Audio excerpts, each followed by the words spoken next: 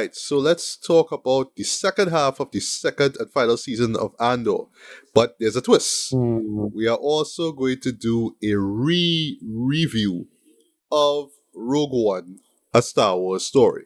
Because as Cassian Andor himself said, Diego Luna, yes, when you rewatch Rogue One, you're gonna see it in a much different way after you watch, after you watch Andor, the series in its entirety, right? So yeah, we talk about the first half. We were loving the first half. So what we're gonna do? Well, Tracy, once again, I want you to do, just a synopsis into what went down in the second half there.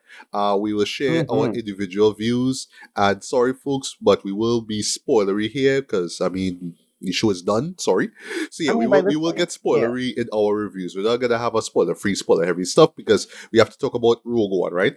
So yeah, Tracy, take it away. Second half, second and final season of Andor. So What happened? the second half of the second season, the second final season of Andor, everything gets dialed up to 12. So at the second half of this, you're getting to see Mon actually getting ready to take up place as the head of the rebellion, so to speak. Things are starting to get tighter and tighter and tighter as we grow closer to the events of Rogue One. This takes place between BBY2 and BBY1. You start to see all the players start to. Uh, it gets crunch time, and the Gorman massacre that everybody knows is where it was leading to.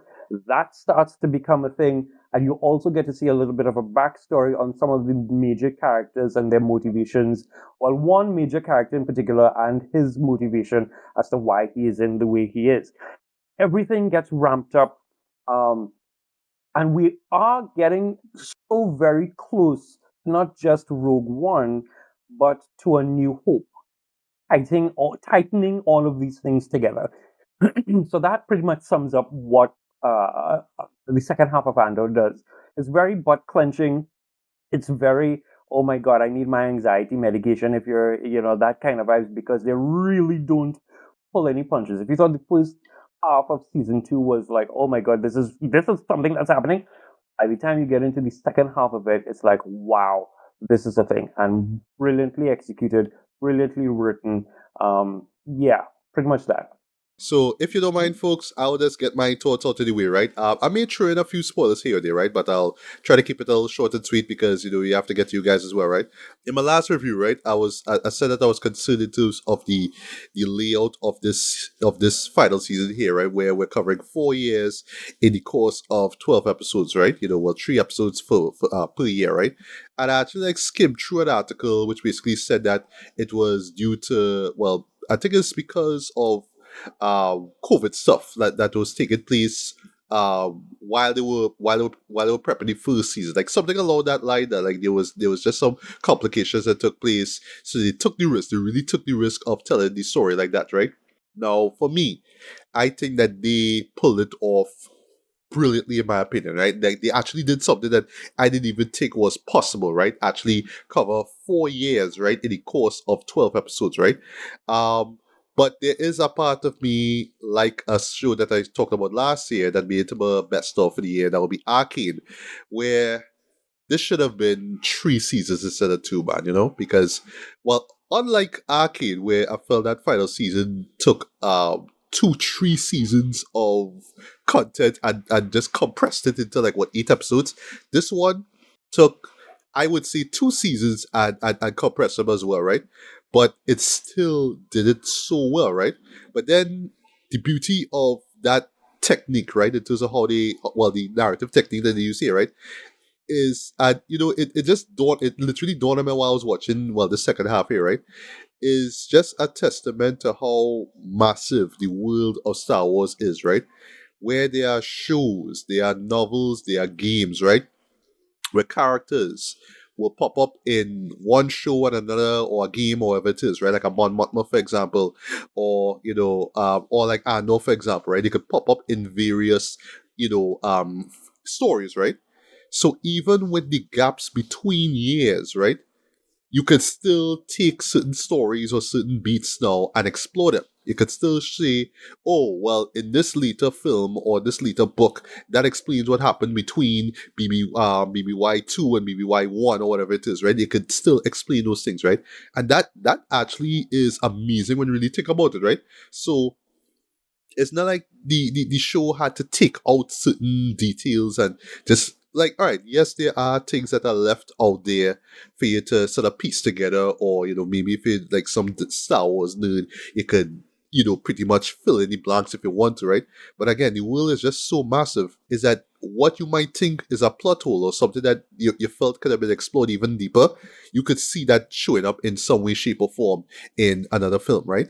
And I'll bring this up actually with Rogue One, right? Because even though this show has come to an end, unfortunately, I could still see this world, right? As in this 4 year gap between episode 3 and episode 4. I could still see, TV shows being, or films, or whatever it is, sprung up from that 4 year gap and exploring the world even Yeah. further, right? I would even argue Yeah. and say the tone that is set up here, that wartime spycraft tone that is set up here, could be explored in other films as well, right? But just in different ways, right? Because for one thing, I still marvel at the fact that this show feels like a Star Wars show, but it doesn't feel like one at the same time, right? Tonally, it doesn't feel like one, but it does at the same time, right? And it gets even better when you watch Rogue One, right? Immediately, like I did, right after the series finale. Once I was done with the series finale, I jumped into Rogue One and my jaw was on the floor like, wow, but like it feels similar. It's different, but it feels similar, right? But about this second half though, I thought that character wise and thematic and team wise, it just tied everything up beautifully in my opinion, right? Characters, where everybody was taken, from Andor to Sybil to Dira, where and even Luton, right? Where these characters were taken, though, I thought it was logical. It made a lot of sense.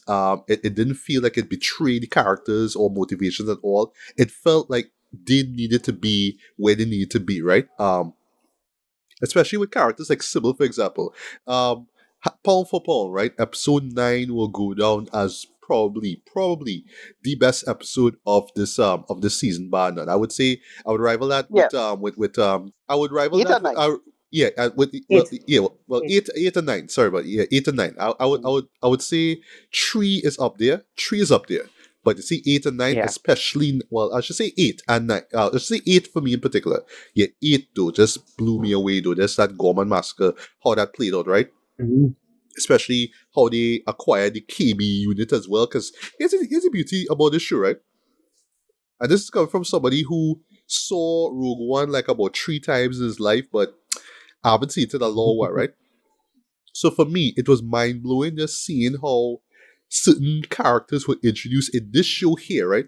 But you're not stopping to ask yourself, hey, was this person in this show or this show, whatever it is? You're just sort of watching the show play out, right? So when you jump into Rogue One, it's like, yes, but you see where the character is at this point in time, right? And especially when it comes to just the progression of time here, right? With the whole year stuff, right? It makes a lot of sense, right? But yeah, just how certain characters are introduced into the story, how certain conceits are brought in, especially the final episode where they touch on Ursula, right? Like, I'm not really thinking about it, right? But you know it's gonna lead up to Rogue One, and then when you see it play out for yourself in Rogue One, it's like, wow, this is amazing, right? But at the same time, I don't have to do any mental legwork trying to remember Rogue One. Like, I'm not really thinking about Rogue One that much. I'm really thinking about the show that I'm seeing here, right? Yeah. And that is just stellar storytelling, in my opinion, right? Where even if you largely familiar with Rogue One, you could still watch this show and be like, all right, I will see more of this in other films. It may not be Rogue One, but it might be other shows, but it doesn't take away from the story that's being told, right? And for me, as I move a little quickly, I'll move a little faster here. For me, what I felt this show in general was about, right, is the idea of you believing in something or being told that you must believe in something, right? But there's something that happens, some circumstance that happens where you start to question it. You start to wonder, is this the right path for me? Is this the right thing? Is this belief that's being thrown onto me, is that the right thing, right? You see this true Cassian from the very beginning, right? Luton bringing him into the fold, having him do all these missions and whatnot, right? And Luton is telling him, look, you need to do this, because the rebellion is important. You need to do this, But at the same time, he called out Luton, like, why you ain't doing that? Why you just being quiet? Why you moving all shady and all that kind of stuff? And then you get this brilliant episode. I think it's episode 10, right, where you get this great backstory in terms of why Luton is the way he is, and it makes sense. Dude is a coward. But at the same time, he's not cowardly in the sense that he's not going to do anything. He will do something, but he's more of a calculated kind of figure. He'll wait for the right time. The problem is, though, is that he like to play chess too much, and he like to use human pieces. So you always pick somebody and say, "Here's what I want you to do this for me." Don't ask me why. Just do it. Just do it. And if shit hit the fan, then I will step in or I will do something about it. But understand, it's about the mission, it's about the rebellion dream. But at the same time, you understand why he would put himself front and center. But at the same time, it's like, dude, you kind of manipulated people, you kind of playing us like chess pieces, right? That would make that episode a mad points, right? For that episode 10 being Andor less like no like Cassian is not in this episode at all. It's about Luton, it's about his assistant. I forgot the name right now, right? And it's just about them.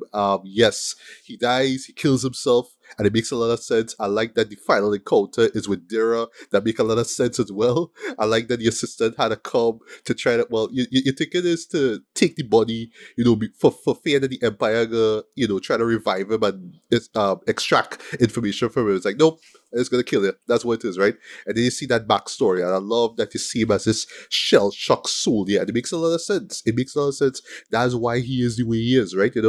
But unlike oh gosh, Forrest Whitaker's character, what's his name again? By Saw Gerrera. Yeah.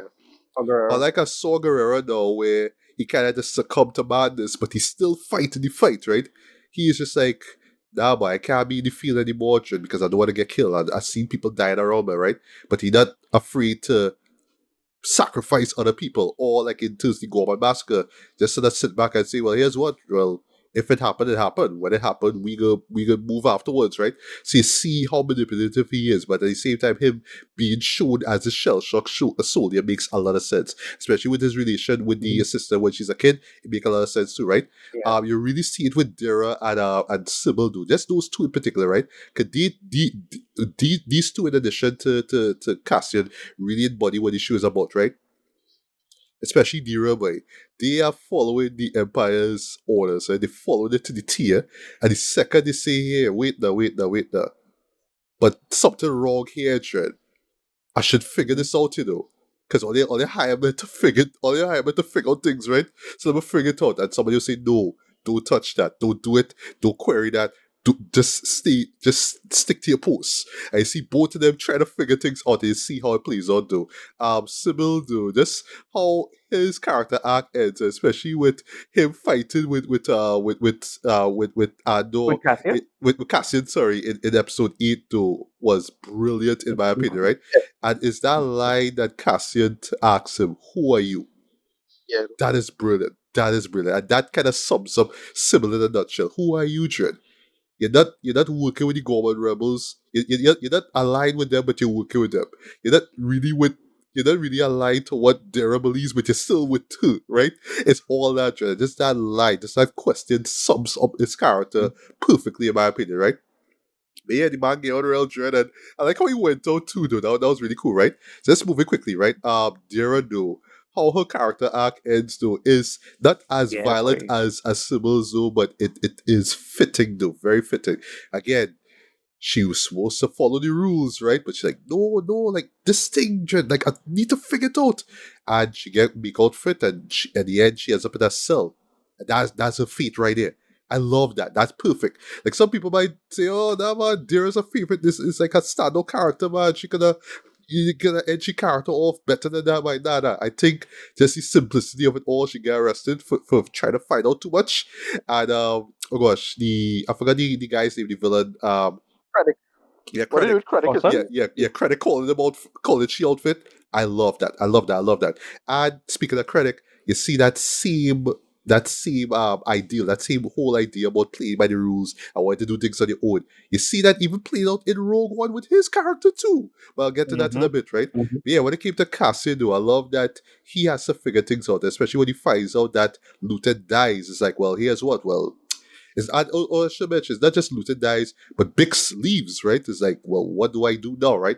So I like that he figured out his own way. He finds himself on the Yavin 4 with the resistance as well. I like that even Luton's assistant ends up there as well, right? So it's subtle and kind of simple and, not violent or anything like that, right? But I like that just the final episode is just about characters finding their way back to the resistance, back to rebellion, understanding what their role is, right? But it's not like they have to play everything by the rules or by what other people say, right? They figure out what matters to them and they are fighting for that, right? And I love that. Um, Again, direction strong across the board, music great, acting stellar across the board, but it's just the characterization when they took everybody to I absolutely, absolutely love, right? And just to touch on Bix quickly, boy, just that final shot with Bix, boy, that hit me, boy. That hit me. Especially when you see Rogue One, boy, it's like, wow, boy. Oh yeah. That is a tragic way to end that show, but it fits. It just all fits together, right? So at the end of the day, right? While there is a part of me that wishes we got a third season, I think that this show, in retrospect, needed a third season just to flesh the world out even more.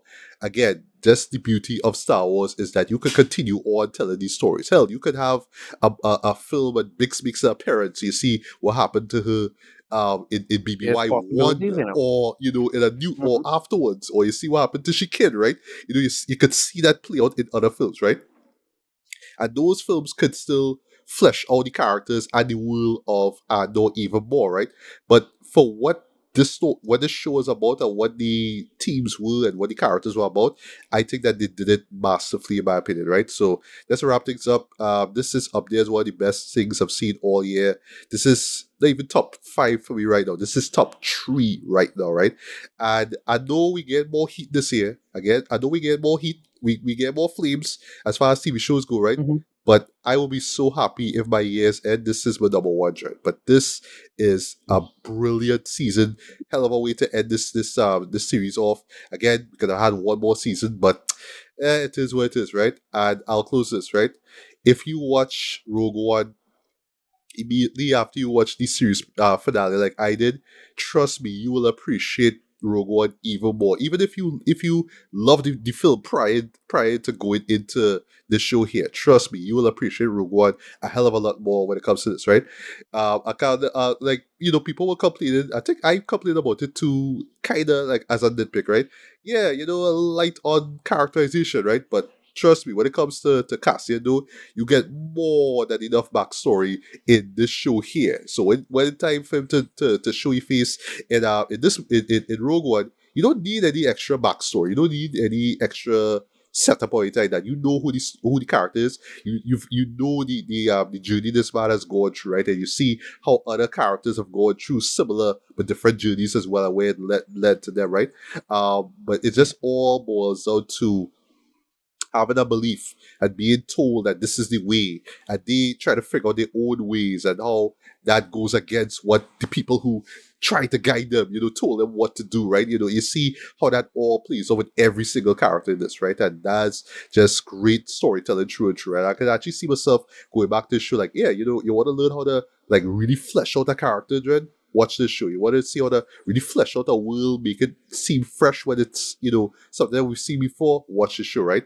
So yeah, give him a rating out one time. This season gets a strong 4.5 out of 5 though. This is one of the best things I have seen all year. I absolutely, Mm-hmm. absolutely, absolutely, absolutely love the show. Again, could have had 3 seasons, but nah, 2 seasons. They just knocked it out the park though, from episode 1 to the end here. Absolutely love this. So Ricardo, your thoughts on this second half here, the season as a whole, and the show as a whole, with spoilers. Yeah, as the kids say, they cooked. They did, This was they did, excellent. they Yeah. did. Yeah, Yeah. this was excellent, excellent throughout for me. It started strong and then it ended strong. It did. What I like about it, it does the whole like hierarchy of power thing on the Empire side, and how every one of them just like really going for their bag in their own way, but they had to break the rules at the end and get punished in their own way. And I love that. Like they just, especially when they do it with at the ending with Mirror and the guy who replaced Mirror in her job in the ISB job, when they was looking for access now, and how yeah she's the one who fucked that up, and then she had to act as if she'd fuck it up, and Yeah. they just do such a great beat with that with the ending with Mirror and Luton clashing, and how she come with this non thing, and yeah you kind of just call she out, it's like, oh, you're not supposed to be here, like clearly, but you do it and you try to get through and it's too late for you, and by then it was too late for them, and then she failed at that, and you just to watch she little plans collapse over over the period of that. It's really good stuff, great stuff. The stuff with Cassian at the end is great too. Like there's that final 3 episodes with him, the force healer kind of say, yeah, you're way more special than you think you are. Don't be like this. And I like all of that. Like all of this works. And yeah, again, episode 8 and 9 is probably my favorite. That scene with Mon Mothma escaping and Cassian helping out is really tense Mm-hmm. stuff. Oh Make it yeah, work. And, boy, and going Cassian, back to what you said, Tracy, right? Butt clenching, but yeah, boy, my yeah, God, Yeah. that was and so Yeah. that was so Cassian, tense, boy. Yeah, Cassian don't play at all. Like he does he fake them out. He's like, yes, boy. oh, I Like got no, her. like the Yeah, moment where oh gosh, when he killed the the driver, dread, driver. I clap at that. Yeah, I was yeah, like, yeah, yeah, yeah. Chorus. yeah, yeah. Chorus the driver. Take win, Yeah, take Because win. we but have her. But they will make it work like this. And then if the last thing with the robot coming through K2 coming through to help out at the end, then we could they shut off the signal, the thing so they can't communicate now. All of that was good. Like all of that is great stuff. And yeah, we're gonna get into Rogue One soon, but like it really dovetails with Rogue One really well. Like the same guy who was helping him out to rescue oh gosh Or the the assistant. assistant. Oh, I forgot his name. Yeah, he's in Yeah, Rogue One. You can yes, he find him. is. You can see he's like, oh, you're like, oh shit, look at him there. Like little things, like they make it really Melchi? work. Sorry, Melchi, yeah, Yeah, Melchi. Melchi, uh, Melchi, Melchi. yes. Yeah. yeah. And it just comes together so well. The relationship with him, having to believe the girl and the story, because now they still at this point they're still skeptical of the Death Star, and them have to sell that story. But then, Ting believe him, and Mon Mothma believe him because like, well, it's probably true. And then the ending is, yeah, it kind of it like, even though the show is called Andor, yeah, it's really a Luton Rail show, right? It starts with Luton Rail, it ends with Luton Rail. And what they do with that is great. Of how Cassian, even though you were skeptical of Luton and clashing with him all the time, yeah, you end up defending him in the ending, right? That was great. That is like just great stuff to make it work. It didn't have as much action as season one, but it didn't need it. Like just more tension Mhm. and just slow boil over time, and they really make when they sell well, and that's why they make Soger instead of like he's a little bit of a caricature originally, and in this they say no, that's the kind of guy we probably need. Sorry to say it, like we don't want to be as unlucky as him to get to that point, but yeah, you're gonna have to get real messy, and you're gonna have to just kind of ignore your allies, and don't Mhm. sacrifice the good for the perfect, and they just sell that so well in this conceit, and it was really really excellent stuff. I just did not expect this to be as good as it was as a show. They come good, they make it work, and yeah, and then well, the end, and they reveal how we're going on with Bix, right? Like, I would, we could get some with that, but I don't expect it, to be honest. But it's just a great like send off to have a little alternate conceit off of, well, because we know the ending of Rogue One. To play with Yeah. that, right? So it's a little bit of hope at the end, as you say. Yeah, this was excellent stuff, and yeah, it ties into Rogue One really well. 'Cause I started to watch Rogue One right after it. I was like, oh yeah, this is real good though. They make it work. Ben Mendelsohn, great. Love this dude. Yeah, He's boy. so good in this. Such a menace, boy. Such a Yeah, menace. yeah, he's so great in this, and they make that work. And he again linking him to thing from Rogue One. It just really solid stuff. Ursu. Yeah, with Galen, right? Yeah, Yeah, Galen Ursu. Yeah. yeah, and they just make that real excellent stuff and make it work. Yeah, Andor is fantastic. So this is definitely gonna make my best of the year. For with material, I did not expect this to be as good as it was, and it's really fantastic. Right. Loved it. Well, what would you rate this season, man? Yeah, like a 9 out of 10, Jared. Like almost a perfect score for me. Like I can't think of any major issues or anything like that. It did blow my way. But again, season one is a little better than this, only because of how season one plays out its set pieces. But that's about it. I just thought character wise, where characters end up and why they end up the way they do, and what kind of sacrifices they had to make. That's really tell a really strong story in context of Star Wars, and it's incredibly silly stuff because like what right after this is some farmer and some trucker getting a medal, right? Instead, right? At his pet the trucker and his pet and his pet Wookie, right? Yeah, his pet It Wookie. yeah, it just like, in the oh, you throne serious? room. Like all these people dead and thing, just these clog shoes to get through, right? Or whatever. Okay, the special, right? Is that bit of sun, right? Right. But they make it work. Yeah, Luther Rail still remains my favorite character in probably all of Star Wars. But yeah, Andor was just really For real.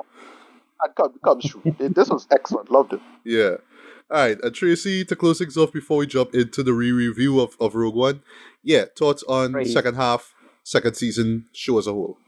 So here's my thing. I looked at the parallels of certain characters. So when I saw Luthen actually had a soldier background, I was like, oh, okay, it kind of parallels Finn, because Finn was, the idea of Finn was a stormtrooper who didn't like what was happening, with the First Order, and that kind of lends himself to God. Yes, he's force sensitive and all that great stuff, but it lends itself to like I am choosing a different path, and it's the same thing with Luke and Rail.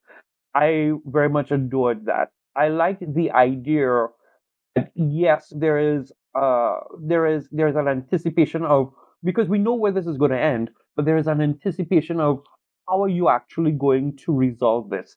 The Gorman massacre, because even in like Star Wars lore in general, there's the knowledge of the Gorman massacre. It was the Gorman massacre that I think in like general canon is what caused Mothma to come out, because she was already doing everything behind the scenes. Right. And if you actually saw like some of the deleted scenes from Revenge of the Sith, you see the birth of the alliance.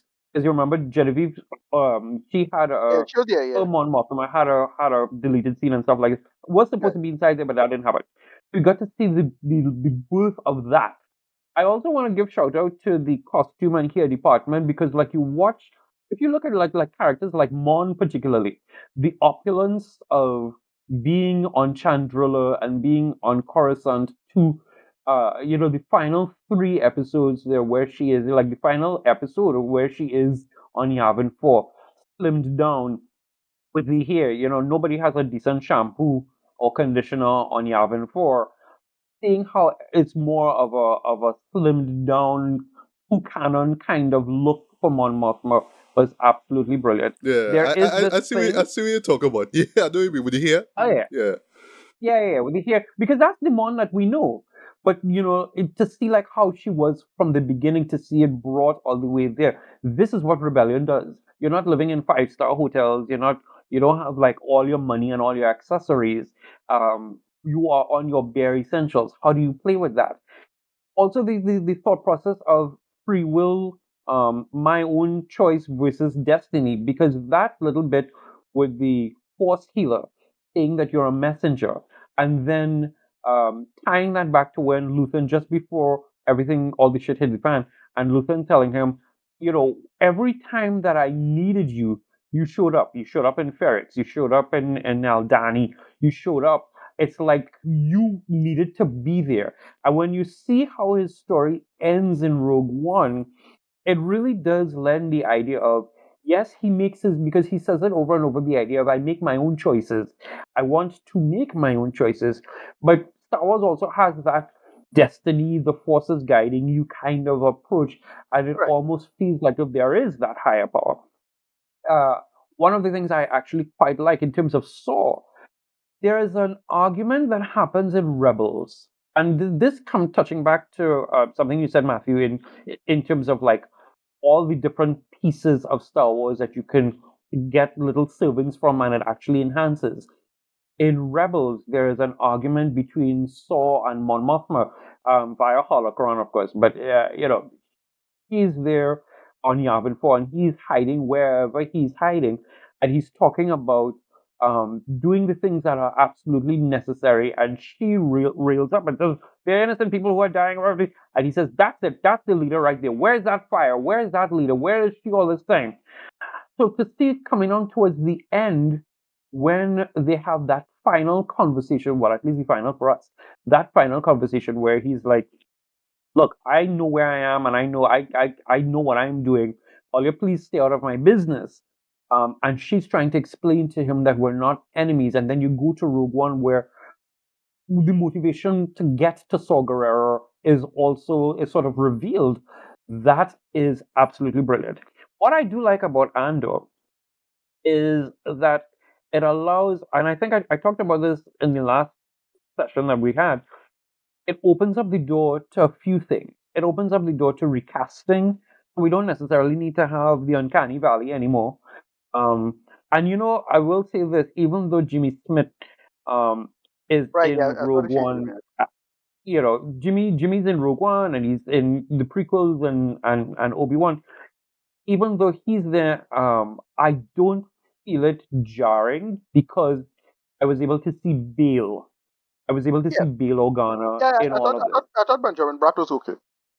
Benjamin did like a really cool Yeah, Bale leading up to what this means. There is. I also will just sort of like just randomly tell people there's things like there's a book slash audiobook called From a Certain Point of View. I would say listen or read Contingency Plan, which is from Mon Mothma, that happens just before the Death Star implodes, and she's thinking about her life and thinking about what she would do if she had to surrender, so that the rebellion could continue on and that kind of stuff. I would also say listen to or read Eclipse, which is from Bale's perspective, just before the Death Star comes and destroys Alderaan. These are things that are important and sort of just highlights now when you watch them play themselves in Andor.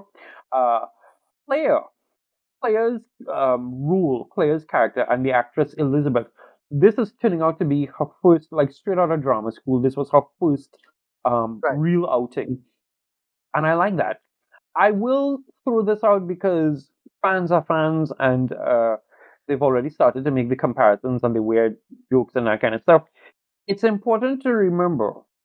I'm not trying to be an acolyte apologist, but it is important to remember that the female characters that we love in Andor, got room to breathe and grow in season two. Because in season one, Bix was being tortured. Dedra was still trying to find her access and figure out what all of that was. It was Marva who, because I mean, that whole thing was like very tight on the idea of Cassian and his family. Marva was our hero in season two allowed them to be able to breathe. Even Tony Gilroy was talking about like when he saw the potential and the acting chops that Elizabeth had, he gave her more things to be able to do because in season one she was just Luthen's assistant, like one or two lines, but nothing completely substantial as the way how it was done in season two. So these are things to bear in mind. I will also say before I give my score, um, this is the only one Debbie Downer thing. And I have to do a little report on that personally.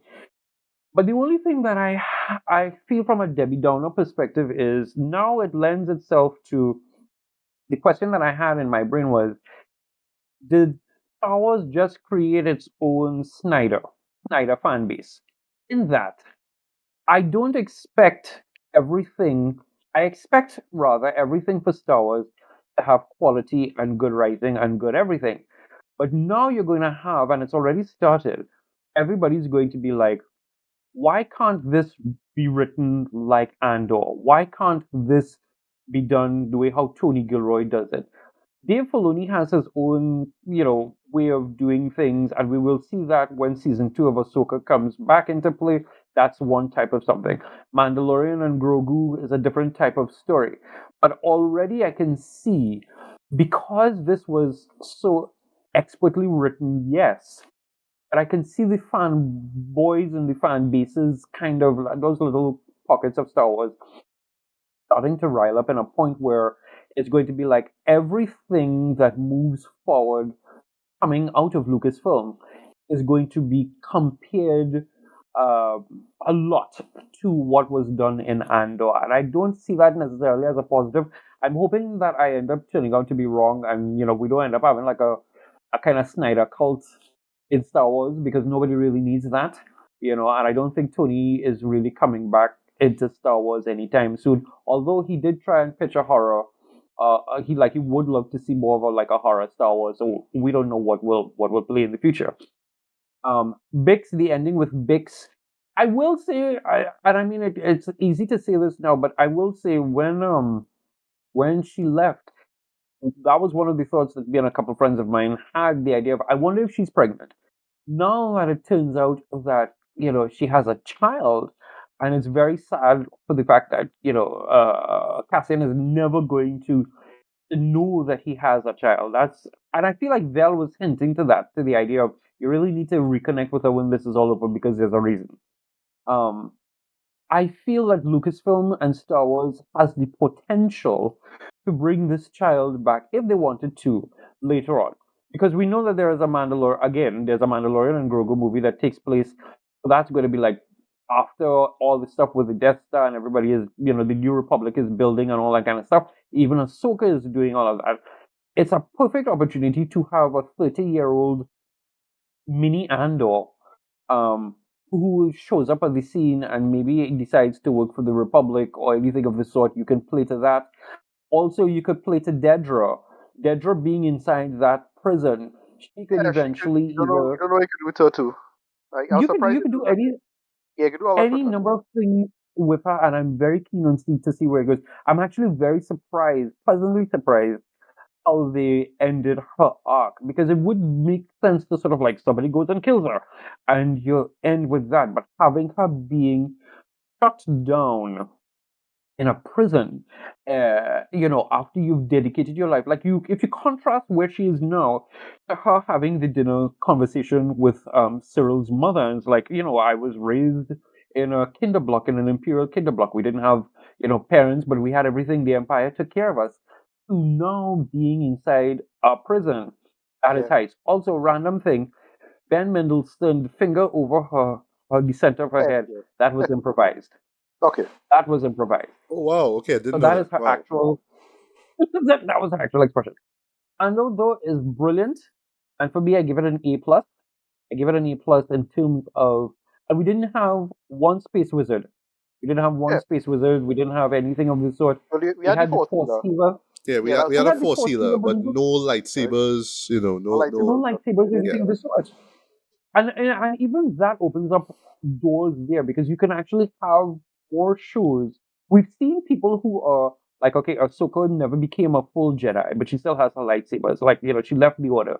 But you have people within the galaxy who have abilities. If you were to mine that, and I use that word cautiously, you were to mine that in different stories, that could be very interesting. And then, yes, when you do come into Rogue One, certain conversations that I had in Rogue One, it just adds a whole lot more weight to it. So this was a brilliant show. I will end by saying as well, besides the fact that I give it an A plus, I will say as well, for Star Wars, I don't need anything else right now. I feel like Star Wars has always been Christmas. When you drop something on me and it's good, let me be able to cleanse my palate. I don't need to see anything for a while. I don't need to know anything for a while. I know that Ahsoka season 2 is happening, I think, in 2026. I could be wrong. Um, and then, of course, Mandalorian and Grogu is also 2026, if I'm remembering it correctly. We don't need to see or hear anything else. Let Andor be the last thing for Star Wars for the rest of this year, except for like the re-releases of the films or whatever. And that's it. We good Yeah. to go. Let it yeah. rest. Yeah. Agreed, agreed. Right. So before we jump into Rogue One, right? So quick apology, right? I said Dera, I meant Dedra. My bad, Dedra, right? Also, that shot of Cyril's mom when she's Yeah. watching news of the massacre, boy. Oh, the news. Yeah, boy. There's a great somebody. Yep. I think off the top of my head, I remember somebody. I saw this on Reddit. I think where there's a great shot of Didra in like when she's first being interrogated, and it's straight out of Mhm. THX. Um, I saw that one too. Yeah. yeah, 113. Oh, I think. Yeah. Look like the same shot. Got all the little detail on the side and things like okay, yeah. They as they say they cooked as they say. they were Like cooking. yeah, They were in that kitchen, man. They were doing things. They were doing things, right? right. So yeah. One Uh-huh. last thing before we bug out. That shot there, I mean, they don't explain it, but can we talk about the in-laws actually hooking up? Because Yeah. I mean, we didn't get to see the kids again or anything of the sort. But the idea of Perrin, I'm not gonna lie, that kind of really made me chuckle. Perrin and his son-in-law's mother, I can't remember her name, but those two in the back of the Oh car, yeah, yeah. and like drinking and drunk, and I'm like, oh, that is an interesting couple there. I would have never thought that those two would have found each other in the Yeah, midst of me all of this. too. I thought Perrin would have dead. But that is interesting. Yeah. So now for the re-review of Rogue One, right? As Hmm. well. I don't know if you did the same thing, Tracy, right? But yeah, Ricardo and I, yeah, as soon as that series finale ended, we jumped into Rogue One, right?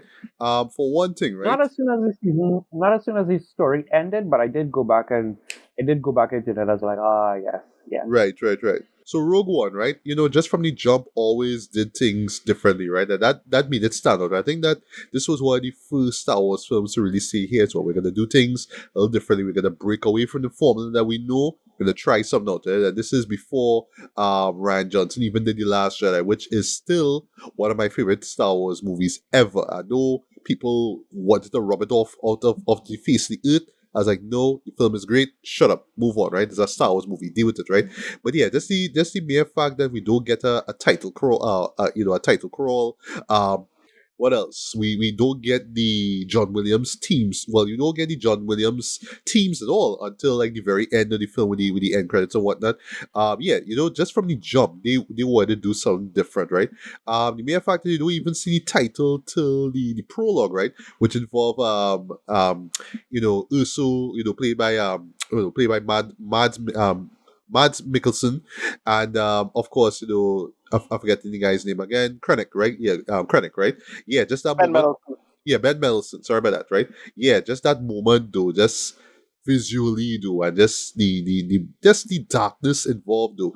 Yeah, it still makes for a great opening scene in that film, right? yeah. I should mention too, folks, that this is not going to be a play-by-play of every single thing that happened in it, right? But just kind of talking about just seeing it right after Rogue One, right?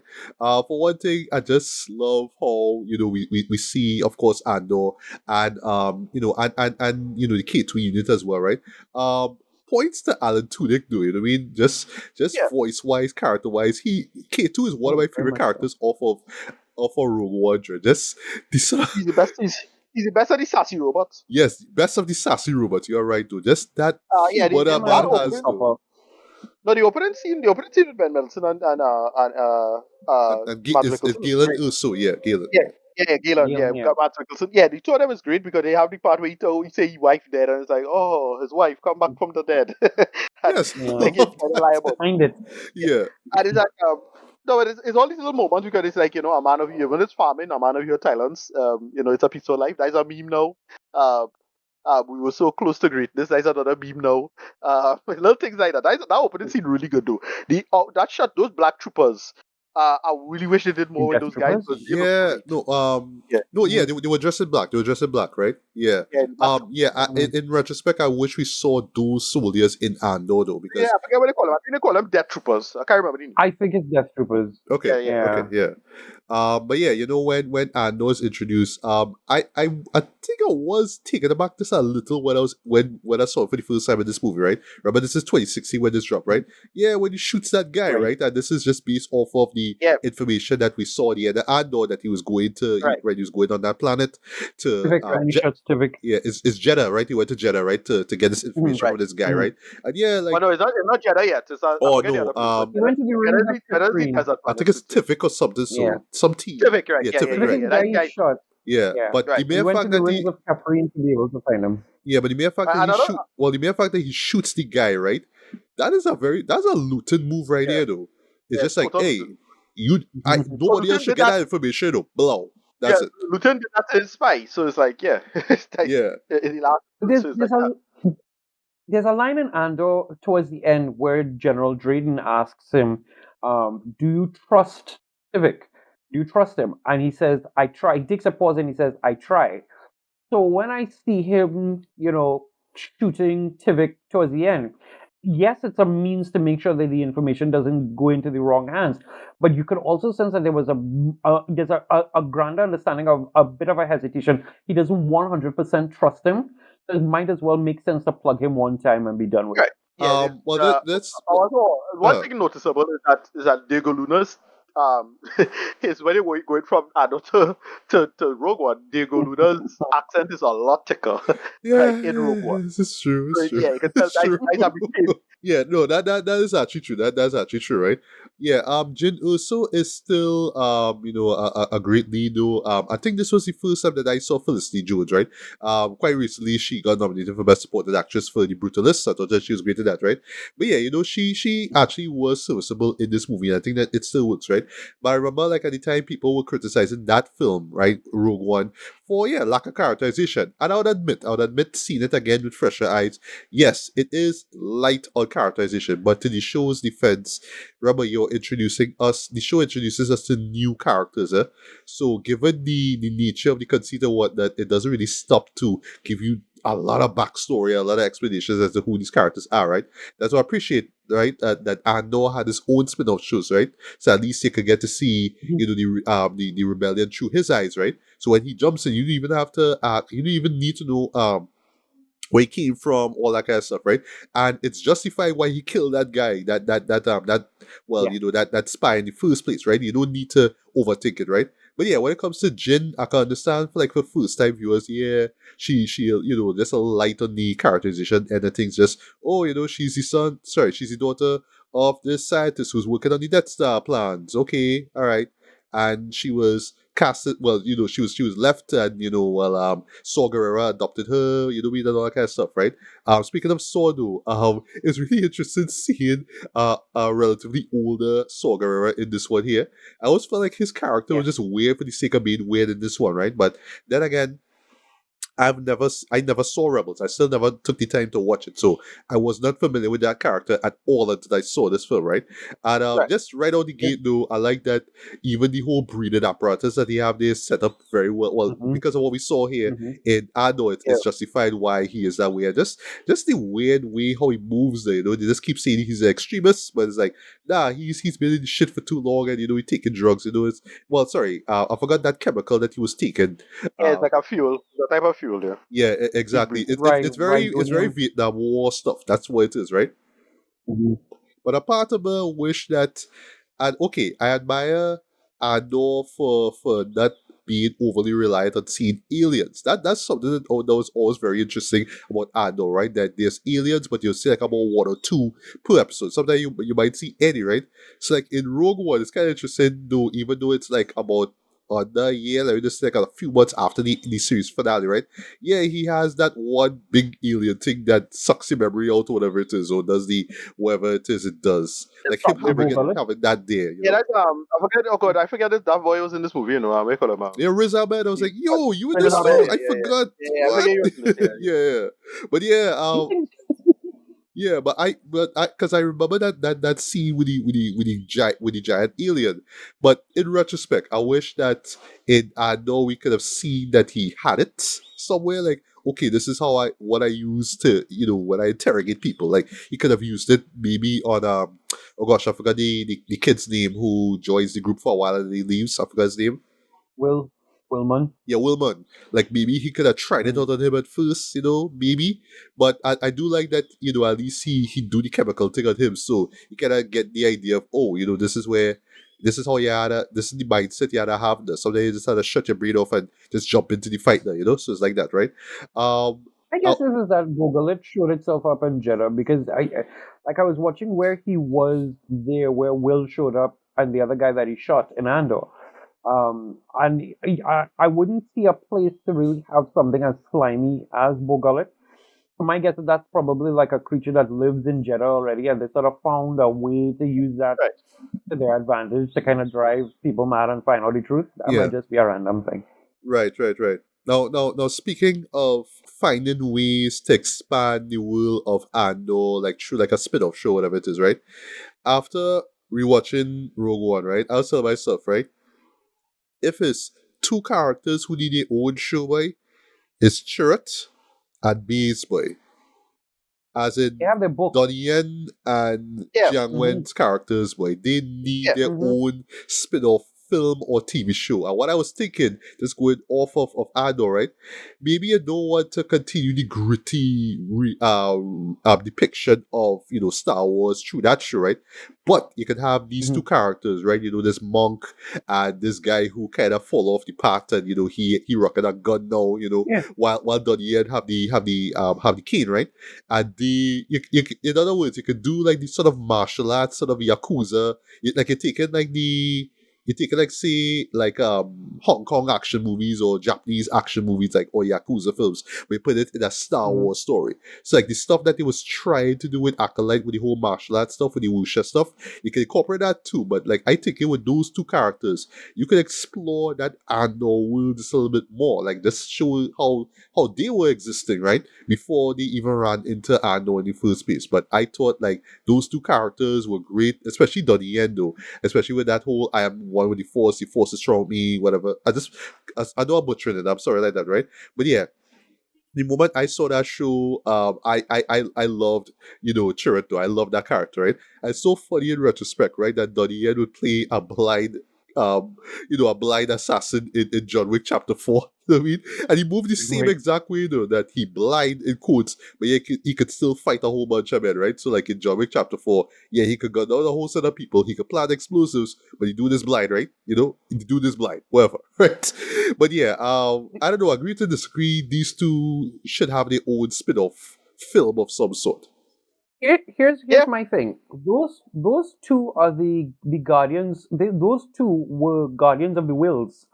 Yeah. Right. These are, you can build an entire story, especially during Imperial Star Wars. You can build an entire story of what took place with these guardians. Because if you have Baze being one of those who's like, I'm leaving the path, Force is not real, and basically becomes an atheist, and Chirrut still remains, but they were both guardians of the world, which is like they write all the information, they protect and all this kind of stuff. They are important. Build a story around that, even if the two characters themselves may not necessarily um, be front and center, but they show up in the story of the Guardians of the World. That could be a great way to sort of bring them in. I just love just how Krennic is just being reminded, look, you answer to us, Shred. But you see when Darth Vader tell him that, Shred, I was like, yeah, boy. And you see the parallel now to Andor, and that's what's being shown with Dedra and Cyril, right? Yeah, you gotta answer to your high ups, Shred. And if you don't do what it is, if they tell you to do something, you gotta Always do a it. bigger fish. You gotta do it, right? And Mhm. you see it even more now with Darth Vader, though, and then when you do the chokehold on him, yeah, but I was like, yep, Although you gotta fall in line, Jen. You gotta fall in line. I love that. there's one of the three major moments I did like, which is the real lame pun that we don't meet here. Like, So oh, we you choke Oh, on choke what your, is my yeah, it's- we choke on the be careful ambitions not of to the choke on your yeah, aspirations. yeah, That's for sure. Terrible. Terrible. yeah, but Yeah, and then yeah, yeah, I'll say the deepfake stuff I had a problem with even back then. It don't work.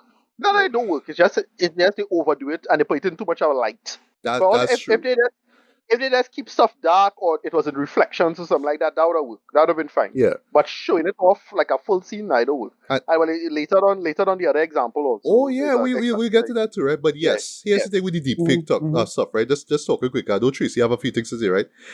There's a great bonus feature, right? Which talk about how hard it was for these guys to even do this stuff in the first place, right? They more zeroed in on the Princess Leia stuff, right? But they really was also focusing Yeah. on the Tarkin stuff, right? Seeing it again, I was sighing. I was like, I didn't like it the first time when I saw it in IMAX. I didn't like it, I didn't like it when I watched it home, But you know what? yeah. It's 2016.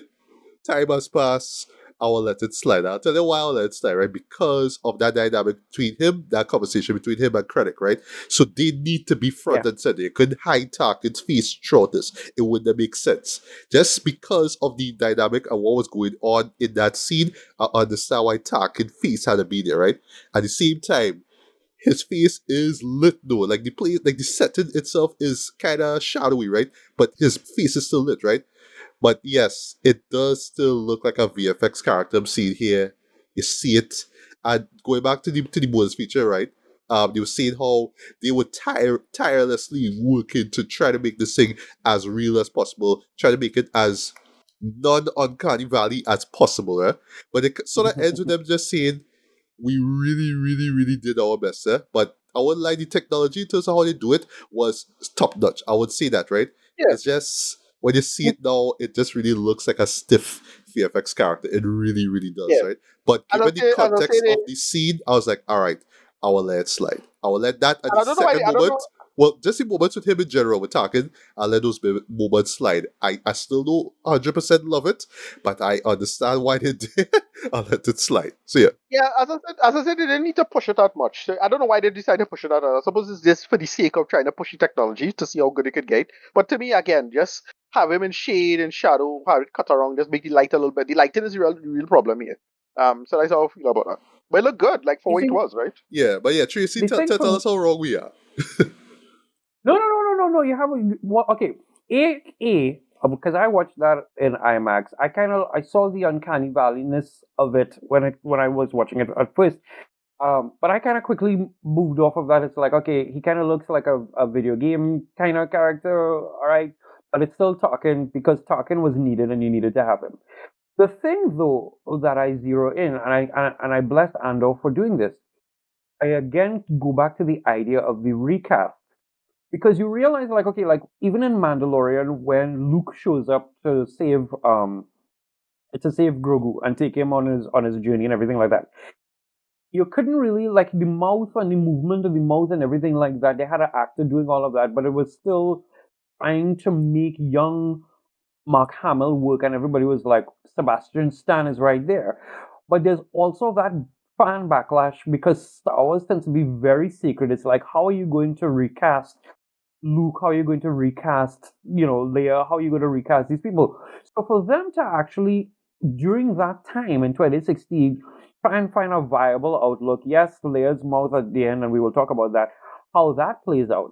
But now, Andor opens up this whole door now that we don't have to deal with that again. So if we have a movie coming up later on, or a TV series coming up later on, the actual actor, I don't know if he's still alive, the actual actor who mimicked Tarkin, because the original Tarkin actor is long gone. Yeah, The yeah. actor Peter who Yeah, Cushing died, mimicked died a Tarkin, long Peter time ago. Cushing. Peter Cushing. yeah, Yeah. Yeah, Cushing is, he's no longer here.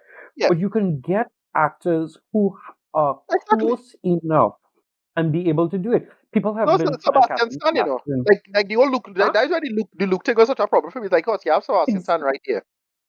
Therein lies the thing. But again, Yeah, that's my thing because you realize what they did was by the time Luke shows up in Ahsoka for that one scene there, it was either Ahsoka or no, it's that in one Mandalorian. I Mandalorian think episode. Mandalorian. Yeah, Yeah, in that one or Mandalorian episode. Boba Fett too.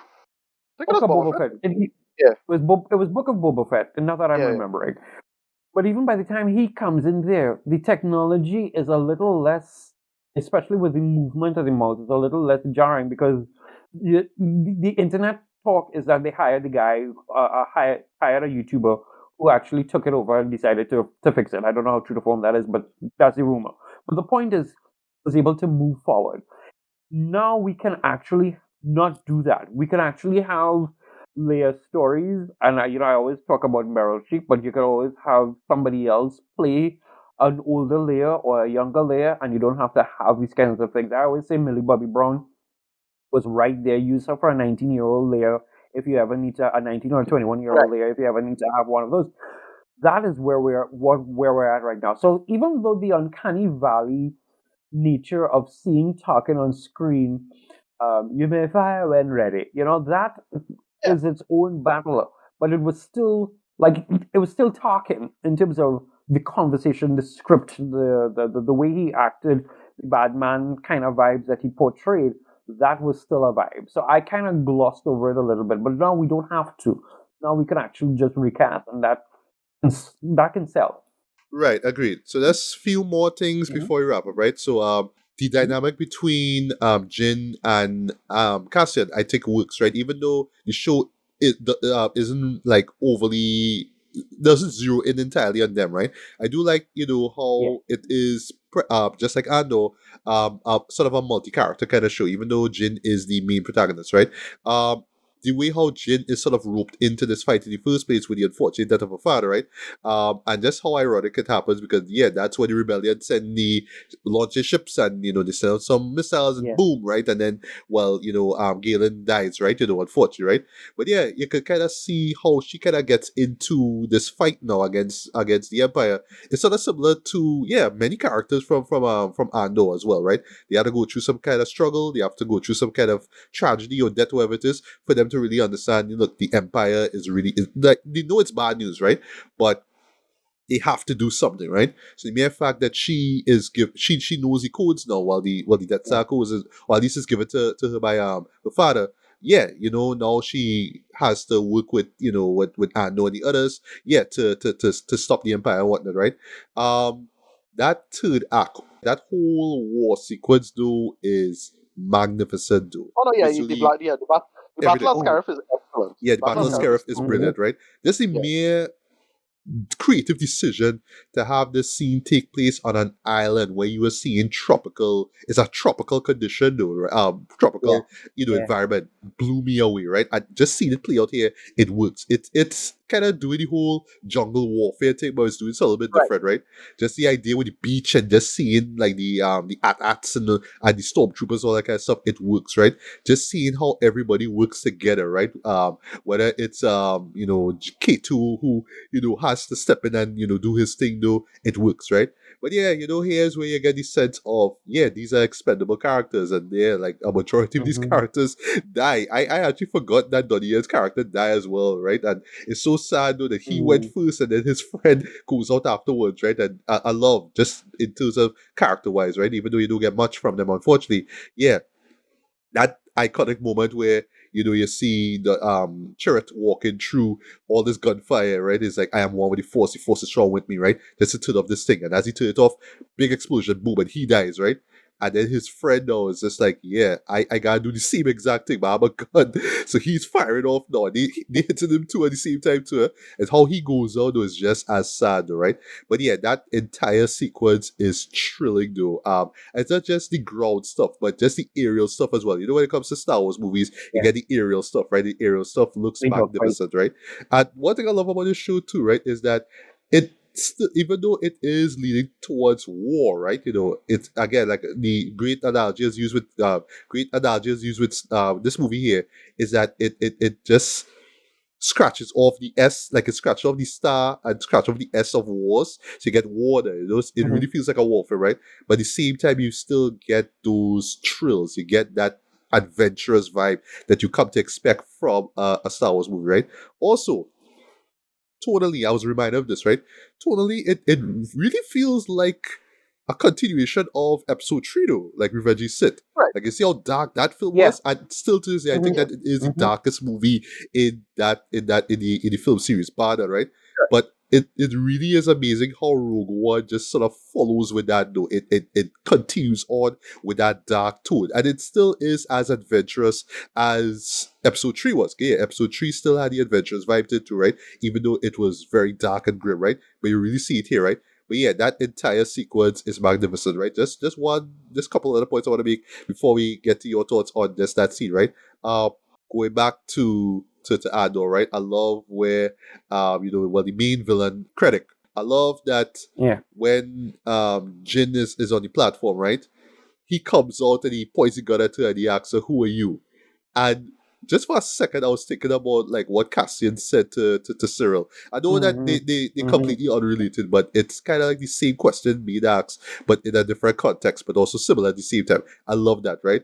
But what blew me away, right? Because while all this is going on, while all this battle taking place, right? Yeah, boy. Tarkin activate the Death Star again, right? And if you notice, remember there's the communication tower where both Jin and Krennic is at, right? Hit from it direct. The beam hits directly through him, Jin. I clap at that. I was like, that is so poetic. That's so ironic. And going back to Andor, it's like you're taking the characters, right? And they go in against the rules, and they how their arcs end is appropriate. It feels fitting. Just the mere fact that he dies by the weapon that he spent 3 years trying to put together, or 3 or 4 years, is so Yeah. fitting. That is a fitting conclusion to this arc, in my opinion. But the mere fact that the It was beam like 10 years he working passed on through it. his first, I was like, It's over, wow. it's over 10 years, but yeah. Yeah. Oh, right, yeah, you're right. No, Because yeah, you're right. Yes, because he was working on it long before. Oh gosh, long before the season 2 of Andor even starts. You're right. Yeah, yeah. but technically, if you watch, if you remember the end of Revenge, you have, if I'm not mistaken, you think you have the two of them standing up. That is, the Emperor and Vader standing up, looking outside at like the shell. If I'm remembering it correctly, Yeah, the it's the shell of the Death shell of the Star, Death Star. Yeah, you're right. or Yeah. of the Death But it's Star. only So fans of the then, Death Star since it's only fans of the Death Star since the end of episode 2. right. Right. So, Yes. Yeah. you knew what was coming. But Yeah, in terms exactly. of like Krennic's involvement, in terms of making it, getting all the operational pieces, that comes in. Oh, and by the way, there is a story called Fully Operational, told from one of the other generals in the room who watched Admiral Motti getting choked out. And he talks about Krennic, and he talks Okay. about the amount of credits and money that it was costing the Empire, but at least finally they have the fully functional Death Star. So you realize that Tarkin, well, yes, Tarkin as well, but Tarkin and Krennic behind the scenes, they've been kind of doing this weird little dance for like about 10, 15 years in terms of building the so-called energy project. Tarkin had the military strength, but Krennic was more the strategist, and to have it taken away from him is just, heights. But yeah. Yeah. So before we get to the climax, which everybody remember and love, right? Yeah. Thoughts on just the execution of this entire battle sequence. Any thoughts? But No, yeah, yeah, I yeah. enjoy that. Yeah, the battle of Scarif is great because it escalates in a great way. Rogue One had to go off and start it off, but when they realized, oh shit, the plan might work. I forget Admiral Radis. I forget Admiral the gun. Radis, Yeah, General yeah, yeah. Radis, He come in, Admiral. all of them come through, and just it ramp up, and they just do the strike, and then get the information, get out, and then before things can get too bad, Darth Vader show up, and Yeah, that was we, a we, whole we get to him in a bit, but yeah, yeah, before but we get yeah, to him, you had before we get to him, great. yeah, No, they had I forget which team. I think it's Gold Team. I think all of them had to get through they had to or the get down force into the field, thing to help. yeah, Yeah, before the Yeah. force you close, they went down. So some of them helping out. Like that were like some simple things. You hear some of the guys say for Jeddah. It's a real great fight, and that whole yeah, thing does escalate and build real good. And the whole thing with K2 just defended the little post outside with the communication to tell them what to do. And he Mhm. just uses one gun to clear out all of these stormtroopers. yeah, Like with boy, that that, real that was drill. cool. It's a shame Yeah, he died. Like I forgot he died too. How he died right. though was sad, but I was like, Yeah, yeah. It's it's alright. Rogue One, right? Yeah. Before we get to you, But there, Tracy, right? there is. Mhm. Well, fun fact, right? So there's a moment where, like, when they're about to leave on the ship, right? When our heroes leave on the ship, right? The guy who's saying, "Okay, this is an unclaimed, aircraft. What's the name of your craft?" It's like Rogue One. Rogue One. There's no Rogue One. That's Tony Gilroy's voice. Yeah. I didn't know that till I Oh yeah, watched the behind yeah. the scenes Okay. stuff. That is Okay. really Right. cool. Yeah, yeah, That's really yeah. cool. Yeah. But yeah, Tracy. So, well, but hilariously, as you bring that up, go back to now Empire Strikes Back, where they're looking for Luke and them, and the pilot that who finds them out in Hoth, he is piloting Rogue Two. So it lends Oh, itself to now. It's like Rogue Two to base. I found them. I found them. I found General Solo. They have that kind of scene happening there. But what I like in terms of that battle, there's something that Jin says that is also seen in Andor, where Jin says, Saw Gerrera always says, one person with a stick can win the day. And yes. then I think it was Cassian who said, make 10 men feel like 100. Now, when you watch that and you go back to like Claire blowing up parts of the hospital Yeah. and some of the other stuff that goes on Yeah, there, people thought it's they really this. thought it was three. Shot these three Yeah, people. yeah. Yeah. They thought it was three people. So you really do get the idea of like, oh, there's a whole battalion of rebels in Coruscant doing things. Oh, it's a whole battalion of rebels on Scarif doing the most this. And it turns out that it's literally just this handful of soldiers, of rebels, who have managed to scare all of them, into doing into this war until the rest of the battalion shows up. One thing I do remember is I think it's that whole gold leader sequence. You have extra footage from unused footage or whatever from New Hope. Okay. When he's doing that bit there where he's talking about this is gold leader, that is like pulled directly Right. from New Hope, if I'm Then remembering it correctly. okay. It's pulled because, and it would make sense that Gold Leader would be there on Scarab and then would still end up being there, Gold Squadron still end up being there to fight the Death Star. So that whole sequence and the death of, well, the death of those who died, let's put it that way, that was brilliant. Yeah. So that's to wrap things up, right? So we have to get to like the big moments, well the big moments, right? And how they connect both to Andor and of course episode 4, right? Yeah, the death of Jin and Cassian though, especially that music that Michael Giacchino does though, it really really hits though. It really does, right? Especially with them on the beach and just waiting for that shockwave to come and hit them though, it really really is effective, right? I could really tell like this, like everything that we've seen in the past 2 seasons of Andor really led to this was the high point. This is what it all led up to at the end of the day, right? So it is, in his case, in Cassian's case, right, a fitted way to end his arc, right? But what makes it even sadder though is that Bix is alive with a child and he doesn't even know that. Right. Boy, that hits Hmm. so much hard though. So much harder, I should say, when you see that just that final moment with Jin and Cassian, though. It really does, right? So yeah, the moment that caught me completely by surprise when I saw it in IMAX, and like many people when I went to that screening, I erupted when I see it. Yes, boy, Darth Vader came out like a badass. And fun fact, this is Oh yeah. actually well, according to one of the bonus features, this is like the first time that we see Darth Vader fight anyone like with the lightsaber on a non like combatant. No, in other words, like it's not like a Yeah. lightsaber duel. He's just going up against some soldiers, right? But yeah, that scene, that hallway scene, though, is brilliant. Though, like I was watching it. And I get chills, I get genuine chills watching this, though. Is the music, is the way how people, is how they run it, like, no, you know what I mean? That they get sliced down. It's just Hmm. the by PG-13 standards, the brutality of it all though, cause he just run it through, wasting them one by one, right? Fun fact, if I'm not mistaken, I think the guy who opens up the door, right? One of them who opens up the door and he gets sliced, like he gets stick through the middle. I think that is Garrett Yeah. Edwards, I think so. I had to look Okay. it up. I think that's him, right? Yeah. But that scene, that hallway fight is brilliant though. I like that it's not just tacked in there for the sake of it. It's not like gratuitous or anything like that, right? It's fitting because we need to see, we need to kind of bring in Darth Vader now into the end of the story, which will now lead into episode 4, right? So that moment is Hmm. brilliant. Easily one of the best Star Wars moments ever, film moments ever, one of the best Darth Vader moments ever, right? But I'll never forget seeing that for the first time and the audience just erupting at that though. And again, seeing it again, boy, chills, your boy gets chills watching that, right?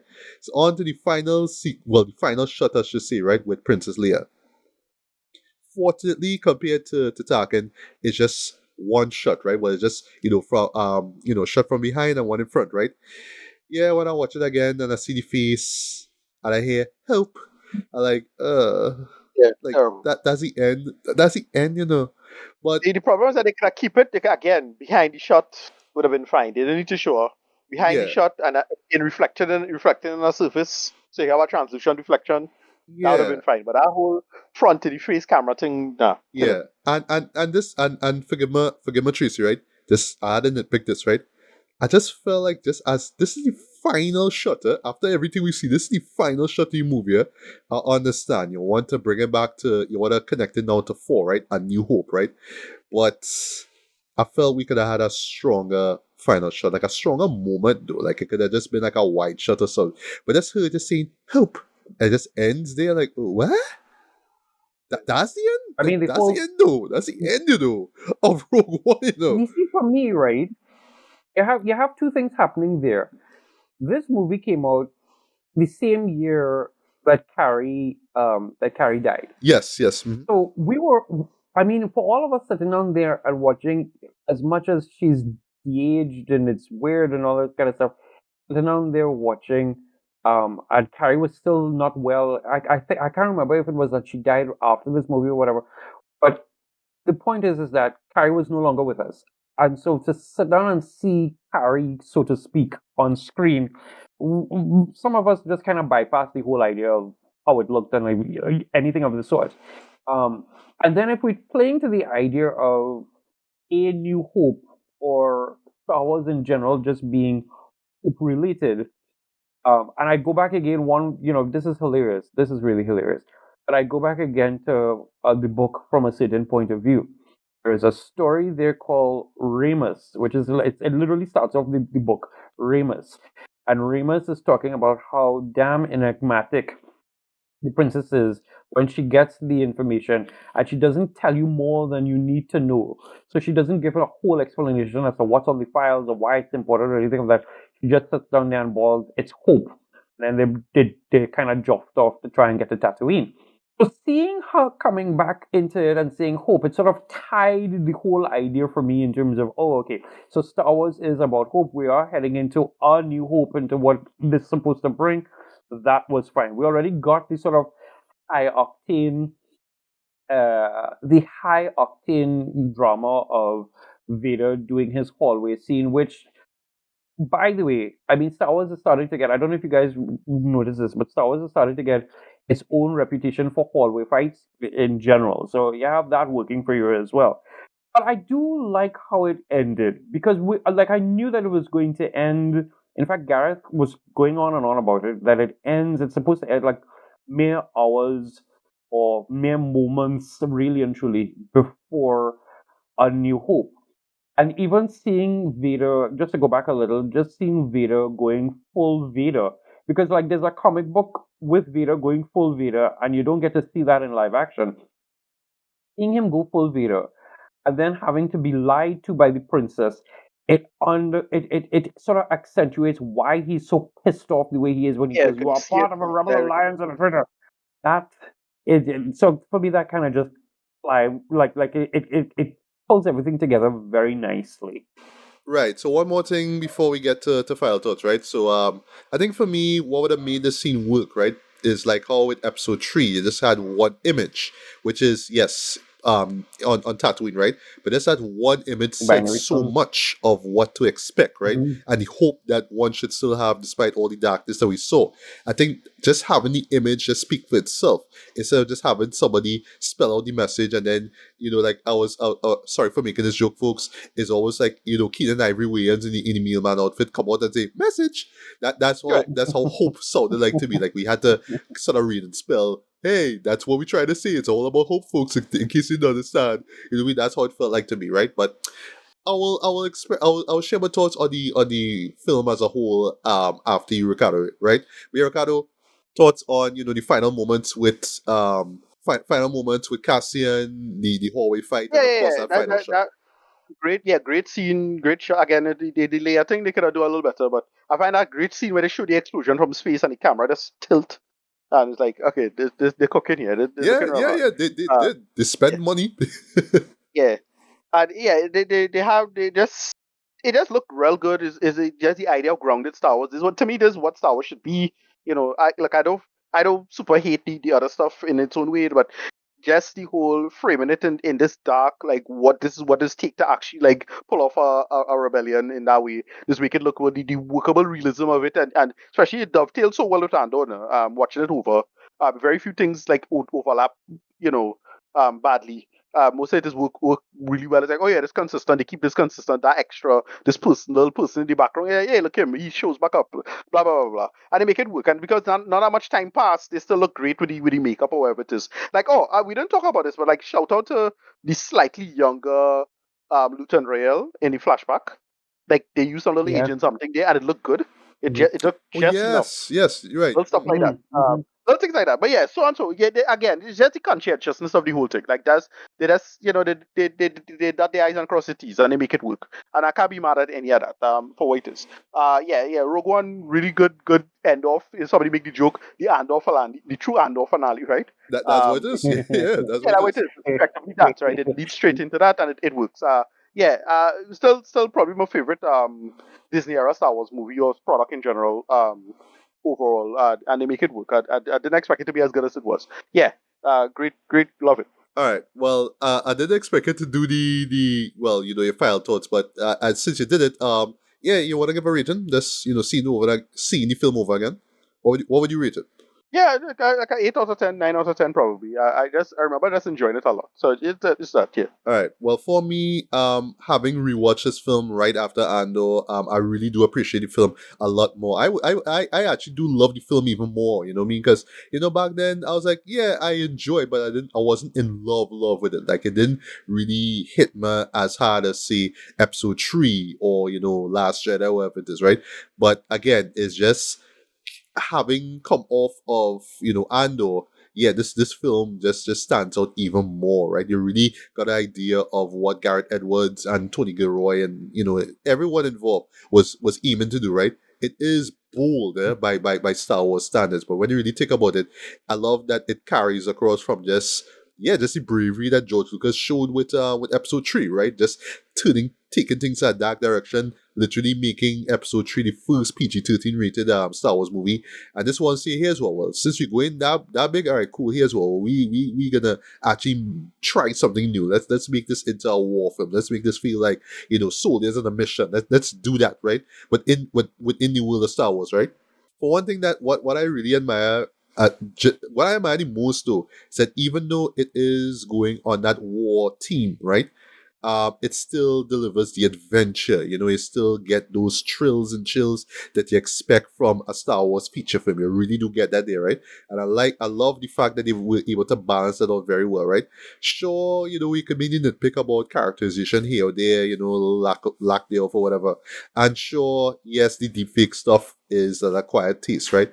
So it's not a perfect film, but that's not to say that the show isn't well made, well told, and just well executed across the board, right?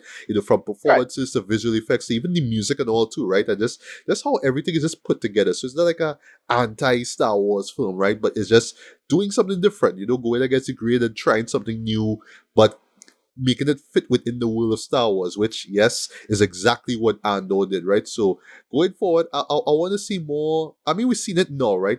With shows like, say Mandalorian or, like Acolyte, where, they're trying new things out, right? But I really want to see more of that going forward if we get another Star Wars movie or, TV show, whatever it is, right? I really want to see people kind of stepping out of the Star Wars formula and comfort zone and really trying something new while staying true to the core of what Star Wars is about, right? This would be a fact that this show, just like know it's all about rebellion, and just see where it all leads up to. Yeah, I mean it's great. It's great, right? So yeah, for me, strong 4 to 5. I love the film though. Like it actually took like what 9 years and 2 seasons of a show, right, to make me love Rogue One, right? Because yeah, at first I was just like, yeah, I like the show, but I don't love it. But now, thanks to Rogue One and thanks to Andor and just me kind of sort of rewatching the film after a long time. Yeah, I kind of love the film now. So yeah, Rogue One is up there as one of my favorite Star Wars films, right? But yes, it took me long to get to that point. But whatever, here we are. Rogue One is great. If you haven't seen it in a long while, definitely check it out. If you have not seen it, please do. But I'd strongly recommend watching Andor first because you'll get the idea of what rebellion means. So by the time fireworks go off in the during that battle in Rogue One, you totally understand where everybody's coming from, right? I'll leave it at that. So yeah, closing things off, Tracy, your final thoughts and rating on Rogue One, having seen it after Andor. I'm inclined to just go back to a 9 out of 10 kind of vibe. Anyhow, this is one of those movies that I have seen a few times. Let's just put it that way. I've seen a few times, and I don't really have issues with it. So it stays as a 9 out of 10 for me.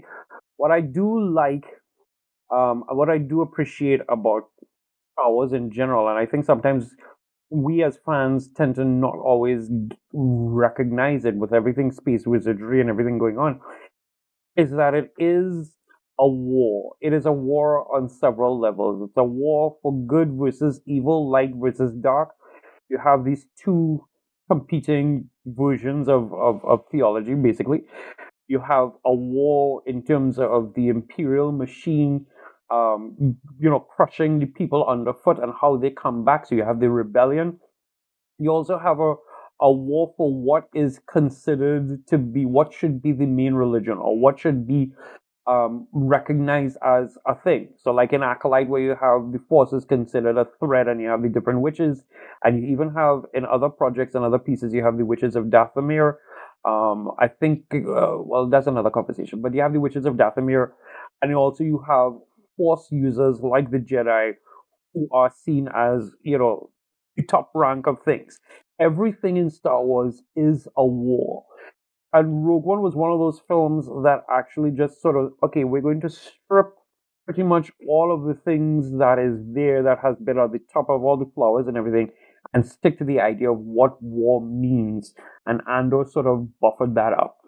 As I said in the last time, my big, massive props Gareth Edwards for laying the foundation and for Tony Gilroy for actually like building upon it. Because I mean, Andor could have gone any number of ways there. It could have legitimately have just been like, this is a very long and boring piece of property that we've been watching for 2 seasons, but it didn't hold any punches back. It didn't do anything like of that nature, and to have that dovetail into Rogue One, and then to have Rogue One dovetail into A New Hope, it's like, yes, this is brilliant.